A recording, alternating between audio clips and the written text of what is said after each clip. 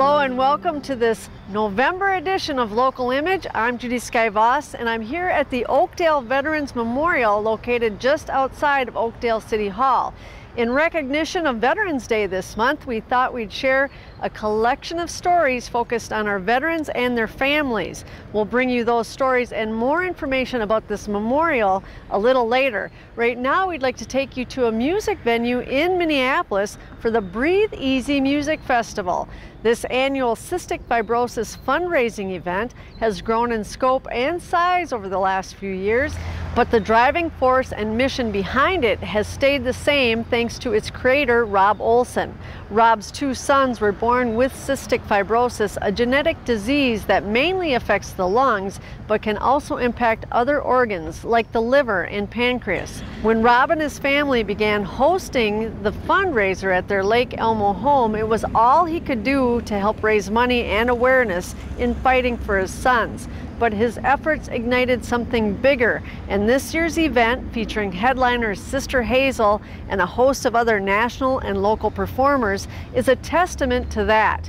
It was a night of incredible music and energy mixed with heartfelt hope and help for those who perhaps breathed just a little easier, knowing so many came together on their behalf. Now, we take you backstage at the event and visit with some of the folks who made this event a great success.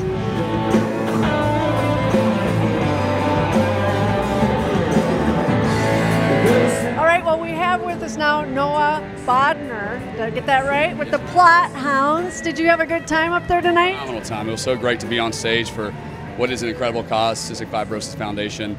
Rob, the guy who runs this event, obviously touched his life very much, and we're thrilled to be here, hopefully raising some money.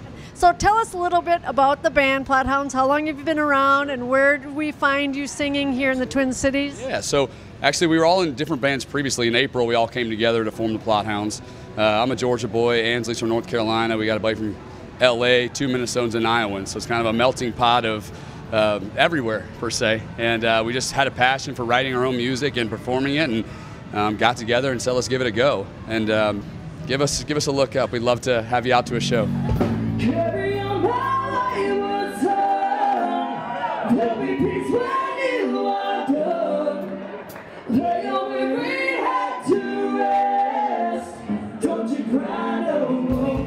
Well, I'm so happy to have with us now Devin Worley of the Devin Worley Band, who just performed moments ago. How'd that feel for you guys? That was awesome. We had a lot of fun here. It was just great. It was fun being up there with all the people, and so many bands are here tonight. It was so cool seeing all the other live music.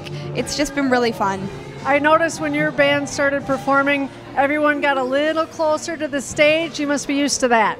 I personally think it's Adam's beard. People want to see if it's real.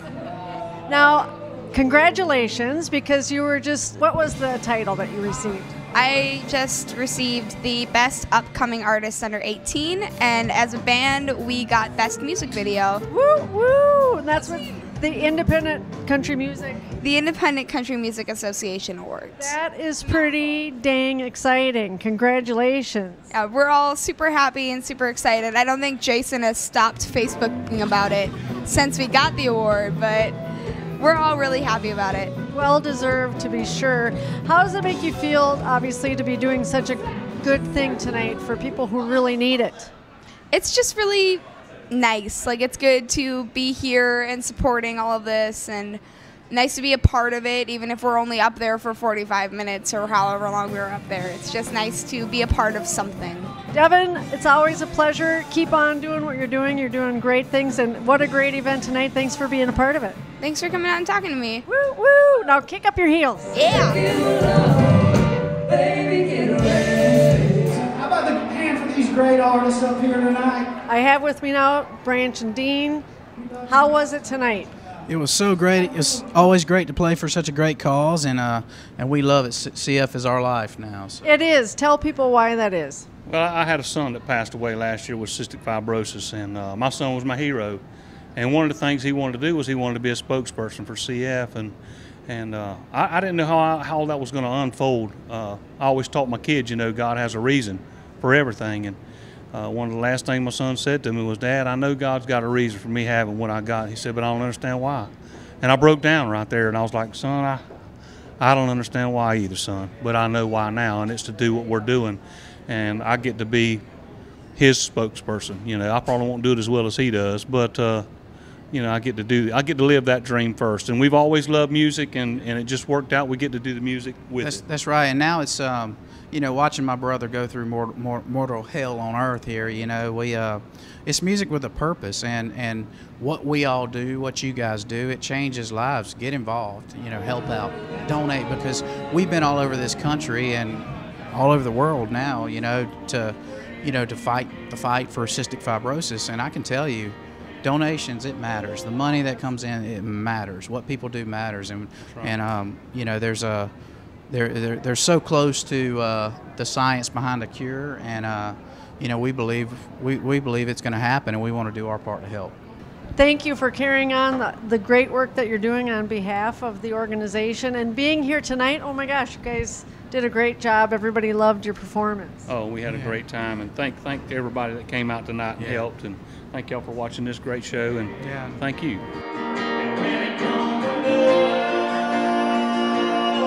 I am 36 years old, living with cystic fibrosis. I just look at it as live each day as if it were your last.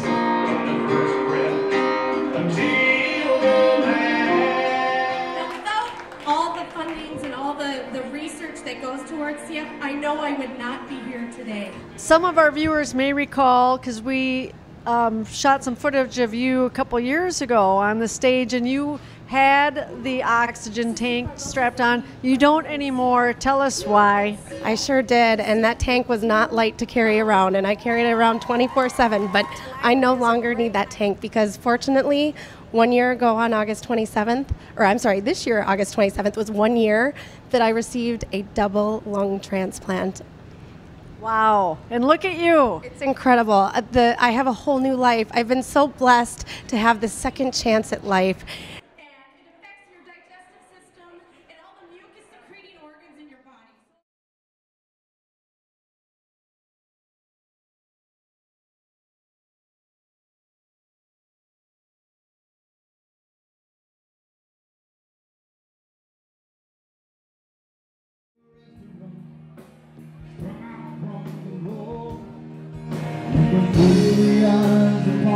Remind people why this is so heartfelt for you, what a passion this is.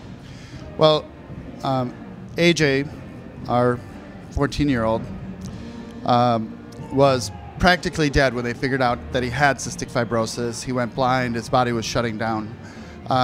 When they diagnosed him with cystic fibrosis, they started medications and treatments, and he popped right back to life. I mean, he just blossomed from there. Jake was diagnosed in utero and hasn't had any serious complications since he was born. You know, 50 years ago, kids didn't live to be 5 years old. Now, the average is in the 40s. It's growing more.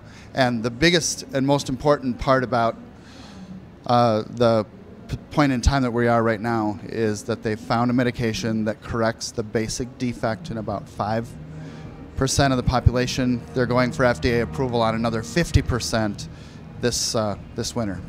Jill, I know you're kind of the silent partner in all this, but for you as a mom, what has this all meant, seeing the money come in and the support? Well, it's just incredible what he does for our family, you know. He has to run a business and take care of our family, and you know, what can we say? Look at all the people here, look at all the money, and you know, it's going for the loves of our lives. So, you know, we thank everybody, all the volunteers. It's wonderful. It's a great night. It really is. One thing that I want to say is that I really do feel like we owe our lives and our kids' lives to the CF Foundation. I mean, if it weren't for them and the research that they do, you know, who knows where we would be today. So it's amazing what they do, and it's because of events like this that we can do it.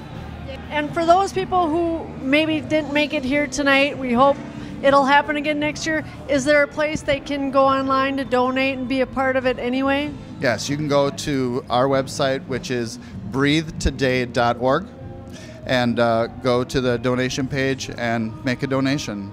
Those donations go 100% to the CF Foundation for research for a cure. And just quickly, how many bands were here tonight? We had 16 altogether. That's a lot of work, and these guys that at the Mill City Nights are amazing. You know, they had no idea what they were getting themselves into, I don't think, when they started talking to me, but they've been doing a great job. So. And of course, Sister Hazel is the headliner tonight. How does that make you feel? I love Sister Hazel. I love their songs. The guys have been really, really great to work with. I mean, you know, they've been more than accommodating for us, so very excited about them. Sister Hazel, let's give it up. Woo, woo. So what has it been like to be a part of tonight's event? What does it mean to this band? Well, it's really been a great day. The energy around here has been fantastic all day long. We know really firsthand how these kids with CF go through so much day in and day out, and their families, the collateral damage with families dealing with this is huge. And so it's just been an honor for us to plug in and do what we do, and we're just lucky that that happens to be able to something that can call attention to something like this. And it's been a while since you've been in the Twin Cities, so me as a fan, it's so great to have you back. And for an event like this, it's even extra special. Does anyone else have something they want to add? Oh, we're happy that that it's 40 degrees here or whatever, so that we could break out our winter coats. We're from Florida. We got thin skins. Rub it in, rub it in. Your hair smells really nice. Thank you. I agree with Drew. Drew's hair smells good too. We'll be back in the summertime. Yeah, exactly. Well, thank you so much for participating in today's event, and you'll rock the house, no doubt, and I'll be out there, so wave to me. All right. Thank you. Thanks, Judy. Thank you so much. Bring it. Sister Hazel, oh my gosh.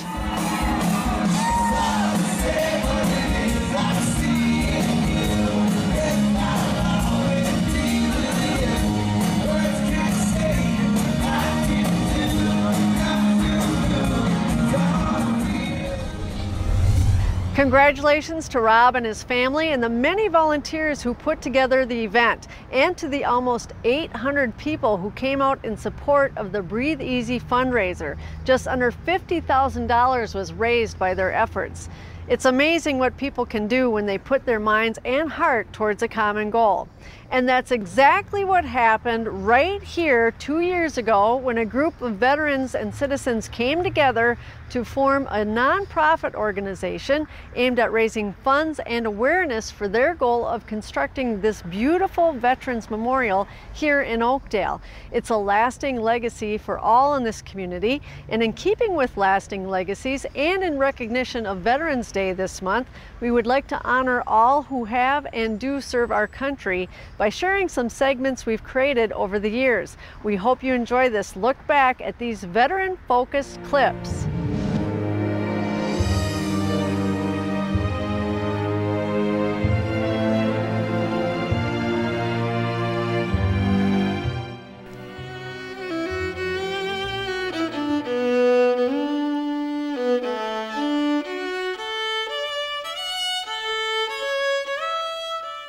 These were some of the men who fought to save the Union 140+ years ago.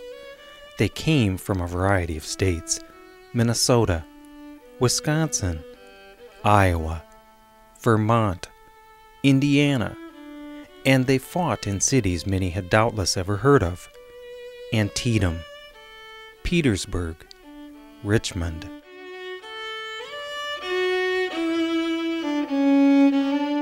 One of the families still living in the area today that can directly trace their roots back to a Civil War vet is the Youngblood clan.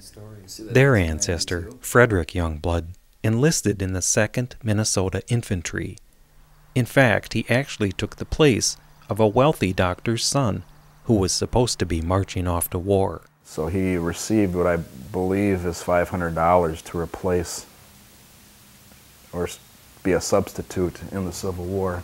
Great-great-granddaughter Lynette Campbell actually has Frederick's rifle and belt buckle, among other things. She proudly displays them in her home. As for myself, I think it's kind of fun to know where we come from and what happened to get us to this point and in our history. There are other recognizable names among the Civil War headstones in Union Cemetery as well. Sewell Smith, John Seaman, Casper Blue.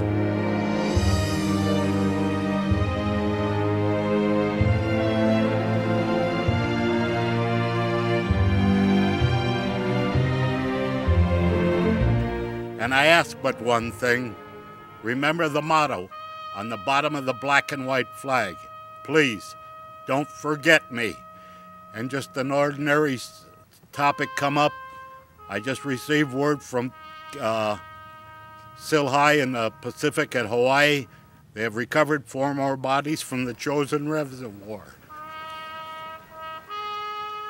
We have to keep the people aware of that we still have missing servicemen and women. And this is the only way, one of the ways we can do it. We've got a lot of unaccounted for servicemen that served their country over in Vietnam that have not been accounted for. Their remains have not been returned. They haven't given us accounting. We need to remember those guys are still over there, and we need to have an accounting, either their remains or them back here, but we need to bring them back home. Protect and comfort our fellow Americans held by our aggressors, and in your divine way, let them know that they are not forgotten.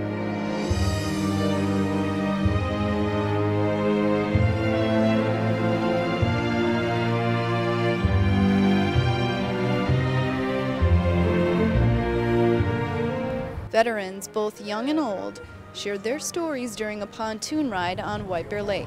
And then in January 1941, we were activated. A nonprofit organization called Let's Go Fishing brought them together. It was founded in 2002, and White Bear Lake's chapter is the first in the metro area. I can't prove it, but I swear it's helping people live longer. It's just adding the vigor and of people of all ages. And this is not just for individuals in nursing homes or assisted living, even though it's for them as well, but this is for everybody. And but we're especially honoring our seniors through this program. The program provides seniors with free fishing and boat rides with the goal of building community. And community is something Rum is familiar with. He's a life member of the VFW and turned what was once a boathouse in the 40s into this building on White Bear Lake. His grandson, Eric Vocati, is now a member as well. You know, as I got older and,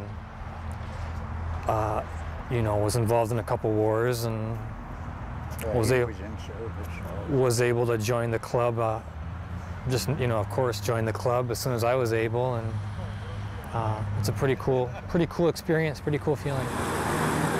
The free boat rides provide these seniors and veterans with a chance to stay connected to the past, and volunteers a chance to say thanks. We've seen today from our veterans how much they've put out and given, and so much of our seniors. That it's just a wonderful generation. That is there a way really we can give back to those who paved the way and given so much to the rest of us.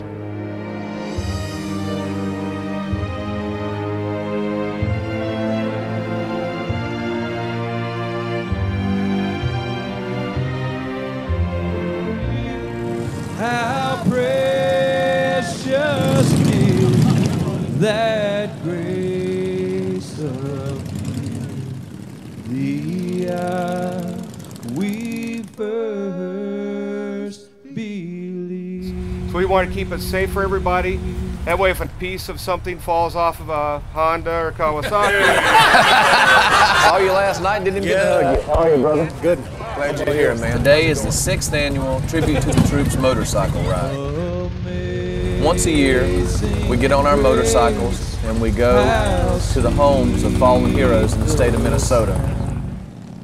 And what we're doing is trying to honor people who have lost heroes in Iraq and Afghanistan. It's not political, there's no pro-war, no anti-war. It doesn't matter about your socioeconomic background, your race, or your religion. Just you lost your hero, and we're trying to show that somebody cares. But now I see.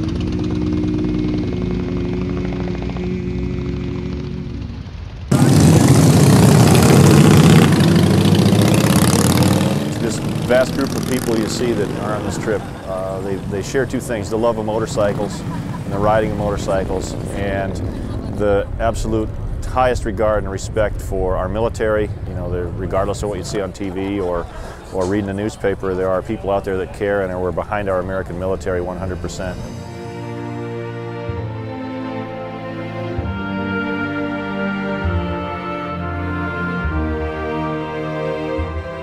Here they are.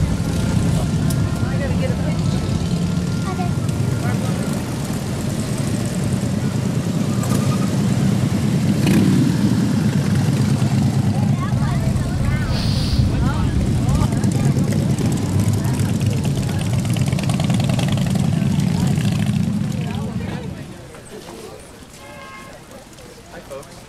Hello, hello. I am. Hi, neighbor. Hello, my neighbor. Hi. I've walked by your house 1,000 times with my daughter on the way to the park. I know. I've waved at Tad and I've visited with you, and we're here for one reason today, to tell you that while we can't put ourselves in your shoes and know exactly how you feel, but we completely and absolutely want you to know that there is a contingent of people in this world that respect your son, is proud of his sacrifice to our nation. We consider him a hero beyond all heroes, and we want you to know he is not forgotten, and that we love you very, very much. Oh, thank you so much. We have some things we'd like to present to you.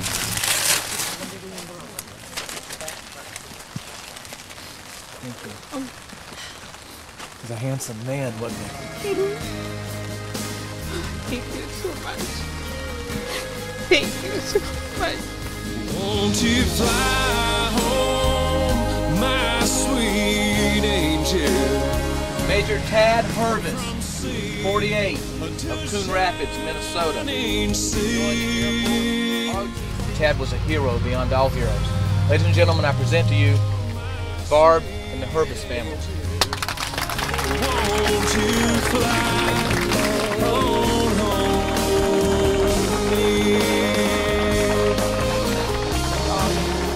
And she said, well, they're very, very low. And she said, one of the pilots waved, and she said, I waved back.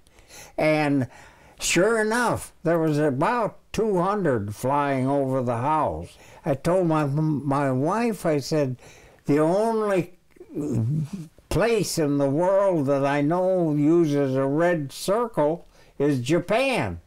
And I said, they must be visiting, or in my mind I said that it's Sunday, and I didn't know of any visit. About that time, the ground began to shake. The island isn't very large. It's 80 miles long and 40 miles wide, but you could feel like a blast, like they were blasting. And then pretty soon we saw smoke. Well, the smoke was, they were bombing everywhere they went. The planes started bombing as soon as they got into shore. So we turned the radio on, and the announcer said, we are getting bullets in our radio tower. This is a real war. He said these planes are dive bombing Pearl Harbor. We can see them and from the tower. And so we said, well, for heaven's sake, we got to do something. But our instruction was, stay where you are until instructions are given. And then the radio announced, clear all beaches, move your families away from the ocean, and you, all military people, report to your base. There was so much confusion about explosions and bombing and fires, and nobody could do anything. You tried to do anything you could do so that you could fight back, and you couldn't do anything much because you were quite helpless. The whole attack, this whole attack took just 4 hours.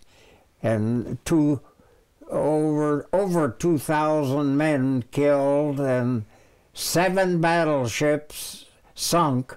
They were, and of course the one is still sunk, the Arizona.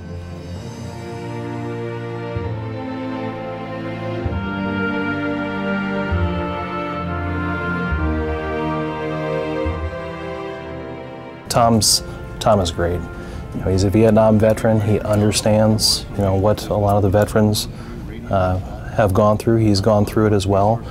It's always something new. He's able to really translate it, I think, for our audiences. You know, there's things that we as veterans, we have our own language, and for him, he's very good at bringing it out and making sense of it to, you know, the broader audience of Minnesota. That had to be quite a day to witness the raising the flag at Mount Suribachi for you. It was a huge event. The ships out there were honking their whistles, making all the noise they could, and people were cheering. And it's just become something that I have to do every week. I have to tell these stories. I have to tell veterans how to get their benefits. I have to tell the veterans to go see their county veteran service officers if they need some help. It's been building and building. I'm blessed to be able to do it. I have a book at home, The Last of the Tin Can Sailors, written by Jim Hornfisher. And in chapter 26, the first paragraph, I thought this would be appropriate to repeat. When a ship sinks, the battlefield goes away. Currents move, thermal layers mix, and by the time the surveyors and rescuers arrive, the water that bore witness to the slaughter is nowhere to be found. The dead disappear, carried under with their ruined vehicles. No wreckage remains for tacticians to study. There are no corpses for stretcher bearers to spirit away. No remains to shovel, bag, or bury. On the sea, there is no place to anchor a memorial flagpole or a headstone. It is a vanishing graveyard. They went to war in World War II, and they weren't going home until it was done, whether they went to the European theater or went to the Pacific. What does it take to do that? What kind of men, what kind of bravery does it take to go fight and just stay till it's done? I hope you join me in keeping those in our military and their families in our thoughts and prayers, and we thank them for their service. Many of the full versions of the partial local image segments you just watched can be found on our OLTV YouTube channel, or if you want more information on these clips, you can find us on our website at onlocationtv.org. That's all the time we have. Please enjoy a tasty and happy Thanksgiving, and as always, I do thank you for watching Local Image.